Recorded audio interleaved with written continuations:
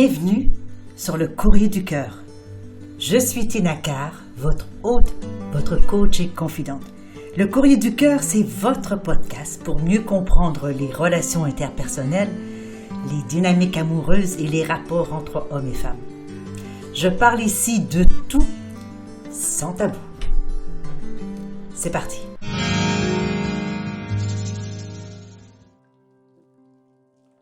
Je reçois aujourd'hui une lettre en provenance de Brigitte qui va comme suit. Chère Tina, je suis mariée depuis plus de 15 ans. Mon couple va relativement bien depuis le début. Comme tout le monde, bien entendu, nous avons eu des hauts et des bas. Récemment, mon mari s'est entiché d'une fille qu'il a rencontrée, entre guillemets, par hasard, alors qu'il était en congrès dans une autre ville. Il a tenté de me cacher la situation, mais je l'ai très vite démasqué. Son comportement avec moi avait changé et il me demandait des choses à faire dans notre intimité dont nous n'avions jamais discuté. C'était devenu une obsession pour lui. J'ai tenté de répondre à ses besoins et désirs, mais rien n'y faisait. Même s'il me disait que son histoire était terminée, je sentais qu'elle ne l'était pas encore. Puis, un jour, il est revenu d'un rendez-vous tout déboussolé et il a fini par m'avouer qu'il était allé voir la fille en question pour mettre un terme à leur histoire. Mais pris dans ce qu'il nomme une énergie sexuelle très intense, il s'est laissé faire une fellation dans la voiture de la femme en question. Elle s'offrant à lui en lui disant qu'elle était sa belle chienne. Je ne sais pas quoi faire de tout ceci. Si elle se nomme elle-même ça quelque chose, connaissant mon mari, il a dû lui chuchoter des choses comme tu es ma, 3 petits points, pendant leur relation. Sinon, pourquoi une femme insisterait-elle en sachant qu'il est marié? Bref, je suis perdue, je ne sais pas quoi faire, je me sens diminuée, je me sens mal aimée, j'ai besoin de vos conseils. Brigitte. Chère Brigitte, tout d'abord, j'aimerais vraiment vous remercier d'avoir pris le temps de nous écrire. Je le dis toutes les fois, ça nous aide, moi et les autres auditeurs, auditrices, à comprendre certaines choses des relations humaines, des relations de couple, des relations entre individus, tout simplement. Alors, merci d'avoir pris le temps. Alors, si je fais un petit récapitulatif, vous êtes mariés et puis votre couple donc souffre de cette nouvelle rencontre que votre mari a faite par hasard lors d'un congrès. Et puis, vous vous demandez finalement si vous allez être capable de passer par-dessus toutes ces exigences, tous ces besoins, tous ces désirs qui sont survenus justement à la suite de cette rencontre et qui n'étaient pas du tout partie prenante de votre relation avant cette fameuse rencontre. Alors, il est évident que pour l'instant, vous ne dites pas exactement ce qu'il en est, par rapport à ces exigences, mais un peu plus loin dans votre lettre, vous marquez bien le fait qu'il y a eu cette relation très intime entre lui et elle, qui comprend donc un vocabulaire qui vous choque, peut-être pas dans la teneur des mots eux-mêmes, mais dans la teneur de l'attribution, c'est-à-dire le ma versus le ça. Je comprends ici que c'est surtout cette dimension-là qui vous chipote. Pourquoi les choses se passent-elles ainsi? Il y a plusieurs raisons à cela. Je vais commencer par décortiquer peut-être la fin de votre lettre en vous répondant que pourquoi une femme irait vers un homme marié si elle sait, au prime abord, que cet homme-là est marié.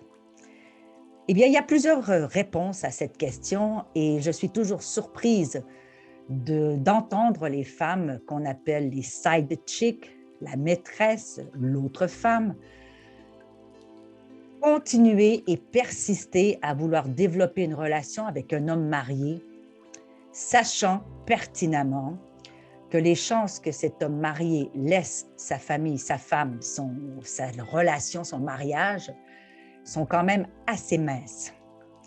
Alors, pourquoi qu'une femme ferait ça? Eh bien, premièrement, il peut s'agir d'une personne qui a eu l'habitude d'être rejetée ou d'être mise à l'abandon par d'autres partenaires dans sa vie, commençant peut-être par son père. Donc, il y a peut-être une blessure là d'abandon ou de rejet qu'elle souhaite transmuter, qu'elle souhaite transporter ailleurs, donc guérir de cette blessure-là. Donc, elle va s'enticher des hommes mariés afin d'essayer de régler cette blessure-là, en espérant à chaque fois, évidemment, que l'homme en question va se détourner de sa femme pour accepter la relation avec elle et ainsi, elle pourra comprendre enfin qu'elle est aimée pour ce qu'elle est et qu'elle n'est plus victime de cet abandon ou de ce rejet qu'elle a subi une fois, 2 fois, 10 fois, 20 fois dans sa vie. C'est une possibilité. Une autre possibilité, c'est peut-être que cette femme-là a eu des relations qui lui ont fait sentir diminuée, qu'elle se sent donc mal aimée, qu'elle se sent utilisée.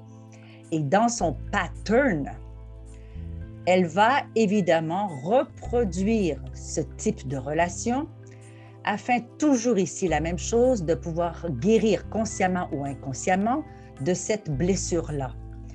Donc, se sentir humilié, se sentir dégradé, se sentir utilisé, peut être une façon pour elle de dire, bien, cette fois-ci, je vais avoir le dessus, cette fois-ci, je vais pouvoir être heureuse dans ce genre de relation puisque c'est moi qui le choisis, c'est moi qui insiste et c'est moi qui continue de nourrir cette relation qui autrement donc mourrait de sa belle mort. Troisièmement, ça peut être aussi une femme qui a été, elle, un jour trahie par son conjoint et elle veut, là encore, soit transmuter cette trahison ou encore se dire, bien, moi, je ne vaux rien d'autre que ça. Je ne dois me contenter que des hommes qui sont pris, qui sont indisponibles, parce que je ne vaux pas plus que ça. Souvent, ces femmes-là vont s'engager dans des péripéties, si je peux le dire, dans les intimités assez olé-olé, pour satisfaire donc ce nouvel homme et espérer par la même occasion que cette fois-ci, elle sera celle qui sera choisie. Souvent, ces femmes-là donc vont dépasser et transgresser aussi certaines de leurs limites afin d'être acceptées et, je me répète, d'être choisies. Quatrièmement, ça peut être tout simplement une femme qui n'a pas envie de s'engager avec un homme libre. Donc, elles vont aller vers des hommes mariés, sachant que dans tous les cas, il n'y aura pas de relation à long terme. Donc, elle ne sera pas harcelée ou elle ne sera pas prise dans un engagement qu'elle ne souhaite pas réellement sur le long terme. Donc, elle va choisir des hommes mariés parce que c'est temporaire, parce que c'est occasionnel, c'est ponctuel. Et elle va donc se développer, elle va se bonifier, elle va s'éclater finalement dans une relation où est-ce qu'elle va pouvoir tout donner à un homme marié et que, sachant qu'elle a le pouvoir sur cet homme-là, elle va donc lui offrir ce qu'il veut, elle va se valoriser par rapport à cela et elle va peut-être même aller jusqu'à le faire courir pour combler finalement cette attitude de « je suis la femme fatale, je suis la femme qu'il veut, je suis la femme qu'il désire, mais il ne m'aura pas à temps plein. » Donc, voyez-vous, il y a plusieurs cas de figure qui peuvent pousser finalement une femme célibataire à aller vers un homme marié. Bon, de l'autre côté, il est entendu qu'un homme marié qui court après les femmes célibataires, ça peut être aussi le fait que lui a raconté quelques bobards. Bon, là-dedans, je ne rentrerai pas parce que je ne sais pas du tout ce que votre mari a pu lui raconter. Quoi qu'il en soit, pour retourner au problème qui vous chipote, c'est que son vocabulaire, ses fantasmes, si je peux dire, ses désirs d'intimité ont été bousculés par cette femme et maintenant, il vous réclame la même chose. Et ceci ne semble pas vous convenir tout à fait. Alors, qu'est-ce qu'on fait avec ceci, ma chère Brigitte? Eh bien, il y a plusieurs options aussi ici, c'est-à-dire soit que vous embarquez dans son système avec plus ou moins de désir, avec plus ou moins d'accord, plus ou moins de consentement, et puis vous laissez donc faire les choses, qu'est-ce qui peut se produire à ce moment-là? C'est que l'un et l'autre, vous ne serez pas satisfait parce que lui, bien évidemment, va sentir que vous n'êtes pas totalement engagé dans cette nouvelle activité et vous-même, vous ne serez pas très fidèle à vous-même et vous allez donc engager dans cette activité-là sans grande conviction. Donc, je ne crois pas que ce soit ici la meilleure des solutions. Deuxième solution, c'est que vous pourriez finalement, avec votre mari, discuter du comment faire les choses, de mettre les paramètres, hein, j'en parle souvent des paramètres, mettre des paramètres sur les activités qu'il souhaiterait avoir et donc de vous faire initier finalement dans ce genre d'activité, peut-être avec l'idée qu'il vous guide, l'idée qu'il vous domine, peut-être l'idée qu'il soit votre mentor, et peut-être embarquer ce jeu-là dans l'activité en question pour en faire une activité de couple qui peut être peut-être marrante finalement. Troisième solution, c'est de dire, ben non, moi, je n'embarque pas là, voici mes limites, voici où je ne veux pas aller et régler la situation, en dire, cesse de me harceler finalement avec tes besoins et tes désirs parce que ça ne se passera pas avec moi, je n'en ai pas envie, j'en ai aucune intention, soit parce que ça ne correspond pas à finalement vos besoins, vos désirs tout simplement, soit que ça frotte ou ça brasse vos valeurs, soit parce que vous trouvez ça dégoûtant, peu importe la raison, vous avez le droit aussi de dire non à quelque chose que vous ne voulez pas. Hein? Même dans un couple marié, on a le droit de dire non. Alors, quelle est la meilleure solution pour vous, ma chère Brigitte, pour ceci? Ben, pour moi, c'est un peu difficile de voir, mais je crois qu'il est intéressant de discuter avec votre mari, de voir qu'est-ce qui est vraiment intéressant dans cette activité qu'il veut faire, et puis de quelle manière est-ce que ça peut être ou pas incorporé dans votre intimité, dans votre sexualité. Je vois ici aussi que quelque chose qui vous fait résister, c'est le fameux ma-ça. Donc, ça veut dire que lui, pendant qu'il a eu la relation avec cette femme, il l'a certainement appelée ma, là ici je reprends vos mots, ma chienne, pour qu'elle puisse s'accorder la liberté lorsqu'il a voulu aller la voir pour mettre un terme à leur relation. Donc, si elle s'est approprié le mot « ma » pour en faire « je suis ta chienne », il est entendu que là, vous êtes capable, comme tout être humain, de détecter le fait qu'il y a eu quelque chose de très intime entre eux pour qu'il y ait eu cet échange de « tu es ma, je suis ta ».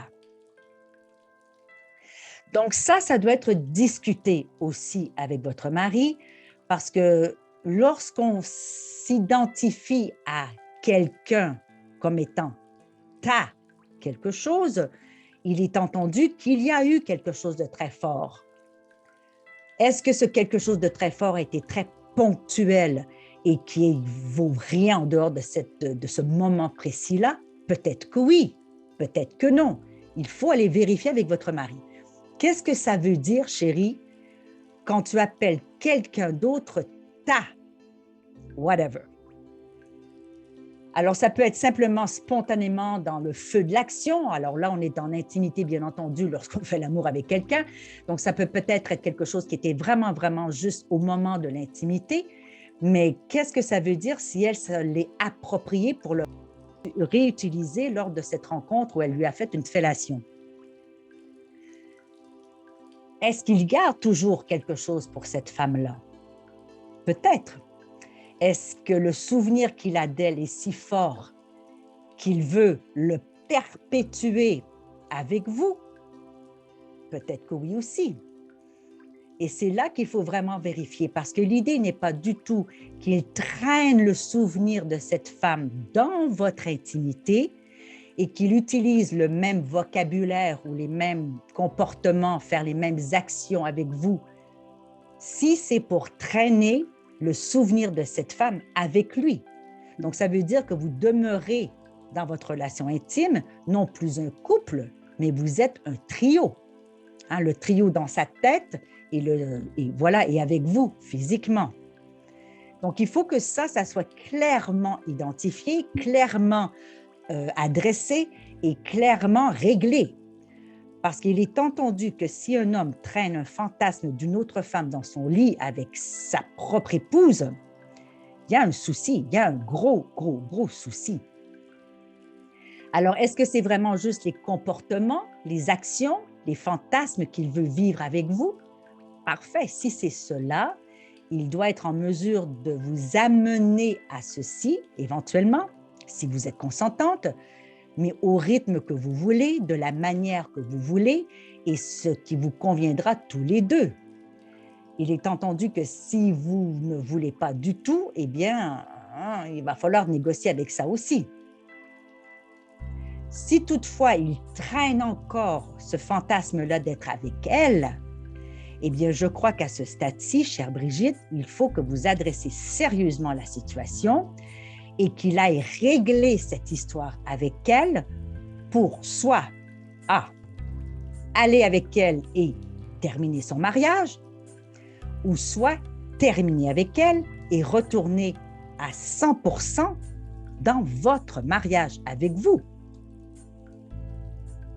Parce que cette idée de traîner un fantasme d'une femme rencontrée au hasard une nuit, 2 nuits, 3 nuits, et ramener ça dans sa relation intime de mariage, je peux vous garantir que cela peut durer un moment et que cela peut faire des dégâts. Pourquoi? Parce qu'en tant qu'épouse, en tant qu'amante de votre mari, vous allez sentir cette tierce énergie qui est installée et vous allez ressentir ce que ça vous fait dans vous, tout ceci. Et vous ne pourrez pas passer outre ce sentiment et nécessairement cela va entacher l'intimité de votre relation, ça va entacher l'amour que vous lui accordez parce que vous allez savoir évidemment qu'il y a quelqu'un d'autre dans votre relation, qu'elle soit juste dans sa tête, mais quand même, elle est là. Alors, comment est-ce qu'on peut faire ceci? Eh bien, ma chère Brigitte, je sais que ce n'est pas une discussion qui va être facile à avoir, mais comment est-ce qu'on peut régler la situation sans s'asseoir avec votre mari et puis de discuter ouvertement de la situation? Est-ce qu'il va être assez honnête pour vous dire la vérité? Ça, je suis vraiment dans l'incapacité de vous répondre parce que beaucoup d'hommes ou beaucoup de personnes finalement qui ont trompé leur conjointe vont vouloir garder ça secret, vont vouloir éviter d'entrer dans les détails, vont vouloir éviter d'entrer dans cette discussion en disant tout simplement « c'est passé, c'est fini, passe à autre chose ». Passer à autre chose, c'est possible dans un couple qui a été ébranlé par une infidélité, mais faut-il que la personne qui a été infidèle ait réellement mis un terme final et définitif à l'aventure? Alors, traîner des souvenirs, traîner des fantasmes, traîner des désirs pour les imposer à sa partenaire au quotidien, ce n'est pas vraiment mettre un terme à la relation qu'il a eue avec l'autre. Déjà, vous devez confirmer le fait qu'il a mis un terme final et définitif avec elle. Premièrement, physiquement, émotionnellement, les textes, les messages, les courriels, etc. Et deux, qu'il puisse lui-même faire le ménage, et là, c'est son travail à lui à faire, qu'il puisse faire le ménage finalement de ses émotions, faire le ménage de ce fantasme-là qu'il a eu avec elle, parce que ce n'est pas la réalité. Dans ce sens, je m'explique ici, quand on vit quelque chose d'intense avec quelqu'un d'étranger, quelque chose de ponctuel en dehors du mariage lors d'un congrès, il est évident que ce n'est pas la réalité. Dans ce sens que c'est quelque chose de fantastique, c'est quelque chose d'excitant, c'est quelque chose de défendu, c'est quelque chose hors norme, c'est quelque chose hors routine, hors quotidien. Donc, il est évident que la relation qu'on a avec quelqu'un dans ces conditions-là ne peut être qu'excitante, ne peut être qu'extraordinaire. Surtout si cette femme a été consentante pour offrir à votre mari des fantasmes qu'il n'a jamais osé vous demander à vous. Vous comprenez bien que là, on est dans le 14 juillet, les feux d'artifice compris. Donc, il faut que lui fasse le travail sur lui-même et qu'il puisse faire la distinction entre ce que j'appelle en anglais la limerence, infatuation, la bulle passionnelle et irréelle qui s'installe lors d'une aventure, et puis la réalité de vivre une relation stable avec quelqu'un. Est-ce qu'il aurait pu vivre une relation stable avec elle? Peut-être que oui, peut-être que non, mais il a choisi de revenir vers vous. Donc, il y a un chemin pour lui à faire, et c'est-à-dire que lui doit faire le ménage dans ses émotions, faire le ménage dans sa réalité et couper court complètement à la relation avec elle. Même dans son imaginaire, il doit apprendre à chasser les images, à chasser les fantasmes qu'il a vécus avec elle pour pouvoir se reconcentrer sur vous. Alors, est-ce qu'il serait sage pendant ce temps que vous cessiez les relations sexuelles? Peut-être que oui. Je ne sais pas, c'est à vous de voir. Personnellement, je crois qu'il serait bon et sain de cesser toute relation sexuelle afin de quoi? Afin d'éviter qu'il y ait, pendant la relation avec vous, un transfert de l'imaginaire vers elle. Qu'il fasse vraiment le ménage et qu'il vous revienne avec une autre proposition, de dire, mais ma chérie, voilà, est-ce qu'on peut recommencer ensemble sur les bases que nous allons maintenant réétablir ensemble? Et voici ce que je veux, mettons à plat ce que toi tu veux et comment est-ce que nous pouvons développer finalement une nouvelle relation ensemble qui sera de toute évidence différente de celle que vous aviez avant l'aventure de votre mari. Parce que lorsque quelqu'un est infidèle et surtout s'il rapporte à la maison des choses qu'on n'avait jamais entendues ou qu'on n'avait jamais adressées ou demandées ou vécues, il est entendu que vous, Brigitte, je peux comprendre que vous vous sentiez diminuée, que vous vous sentiez plus petite, plus fragile, parce que soudainement, il vous demande quelque chose qui n'a jamais été partie prenante de votre relation.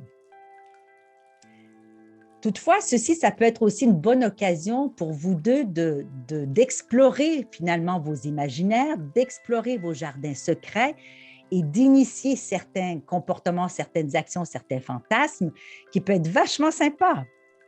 Mais il faut que tout ceci soit fait uniquement entre vous deux, sans qu'il y ait d'attache d'aucune sorte ou d'aucune couleur avec l'autre femme, bien entendu.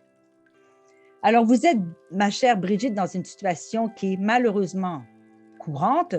Je le vois souvent arriver dans mon cabinet, cette histoire d'infidélité et surtout cette histoire de requête extraordinaire qui n'a jamais été présente avant soit l'infidélité ou soit lorsque les hommes regardent de la pornographie.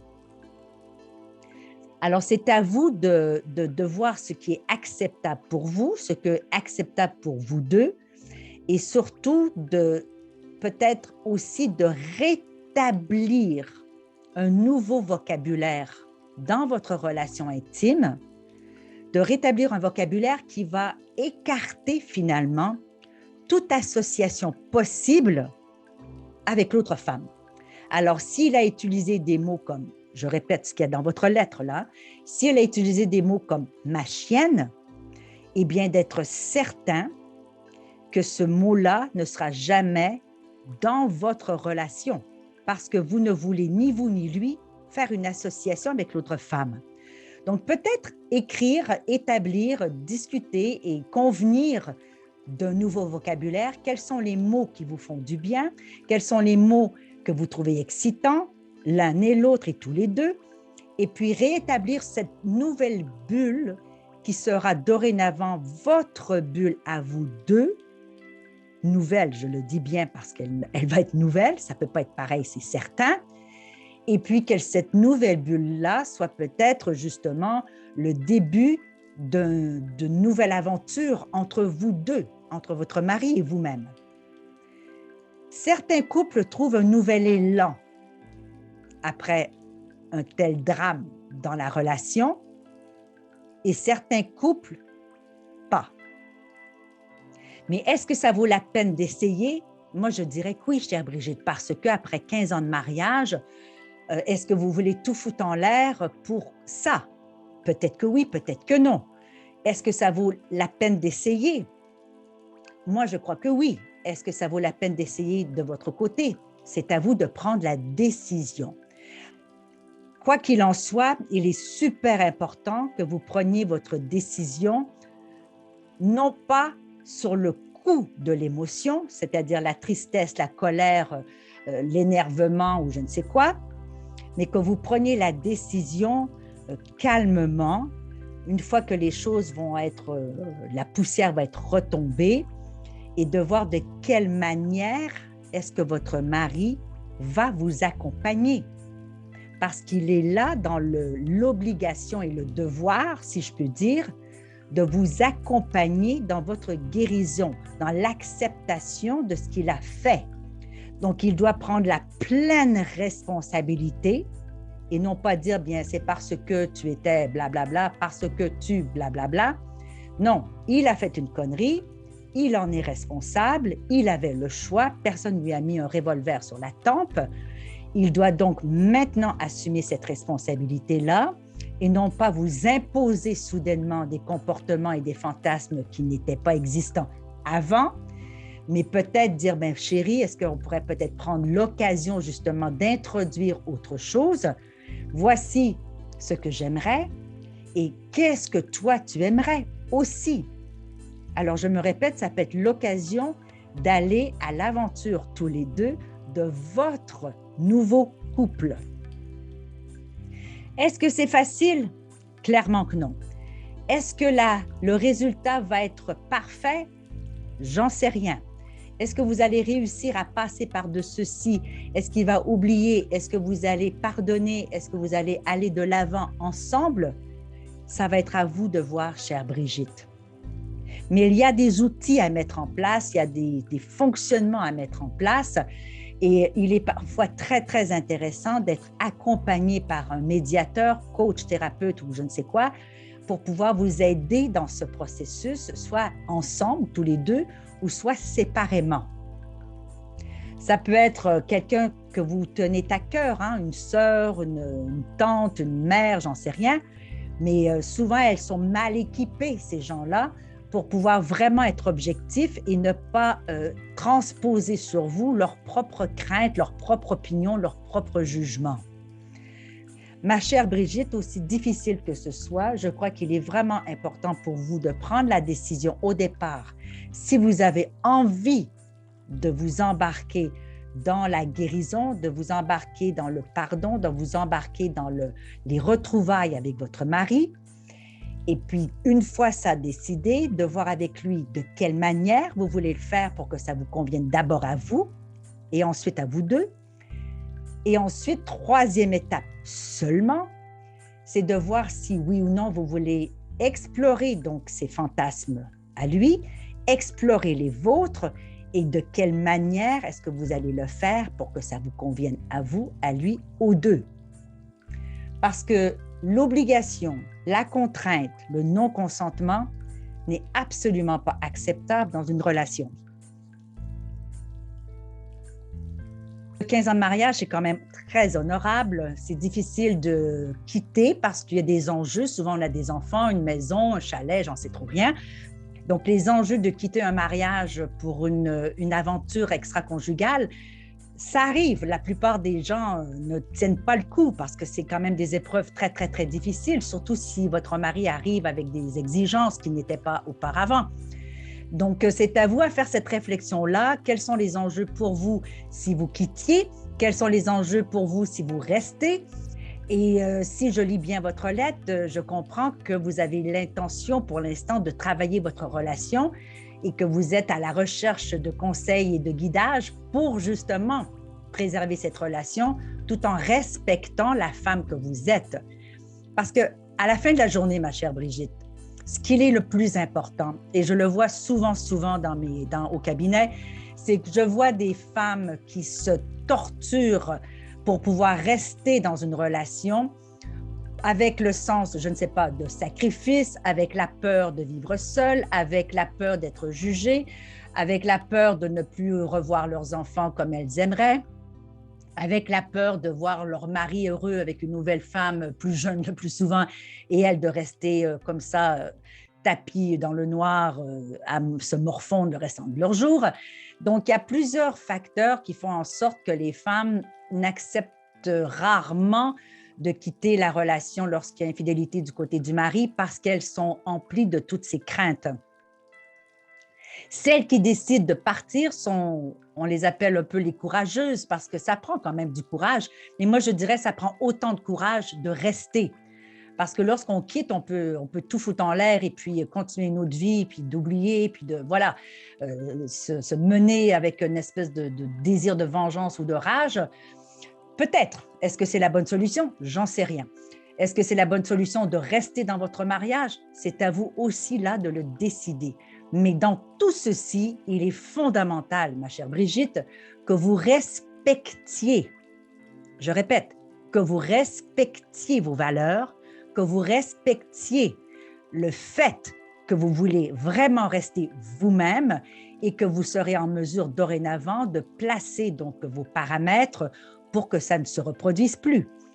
Et dans les conditions que vous voulez aller dans la relation, qu'elle soit donc satisfaisante pour vous et que dans une relation, vous le savez, chacun met de l'eau dans son vin, chacun fait des concessions et on ne peut pas nécessairement remplir tous les désirs et besoins de l'un et de l'autre. On essaie ensemble d'avoir un consensus, d'avoir une entente, d'avoir quelque chose qui va être satisfaisant pour les deux. Ce n'est pas un sens unique et l'homme n'a pas prérogative sur les désirs et les besoins sexuels. Je suis désolée, ce n'est pas ça. Et la femme n'est pas là pour les combler. Ce n'est pas son devoir conjugal de répondre à tous les besoins et tous les désirs de l'homme. Alors, il faut que ça soit équitable, que ça soit juste, que ça soit consensuel, que ça soit, que ça soit plaisant et agréable et satisfaisant pour tout le monde. Voilà, ma chère Brigitte, j'espère que ceci a pu vous aider. Tenez-nous au courant, faites-nous des feedbacks. C'est toujours intéressant de voir de quelle manière est-ce que les couples se raccordent ou pas. Et puis, vous le savez, depuis le début, je suis une femme qui croit à la durabilité des couples, mais certainement pas à tout prix.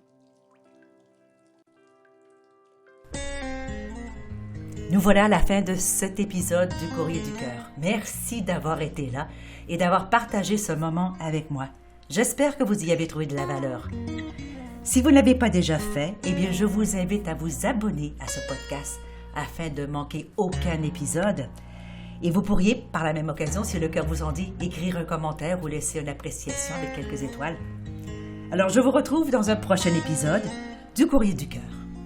Mon nom est Tina Carr, je suis votre hôte, votre coach et votre confidente. À bientôt.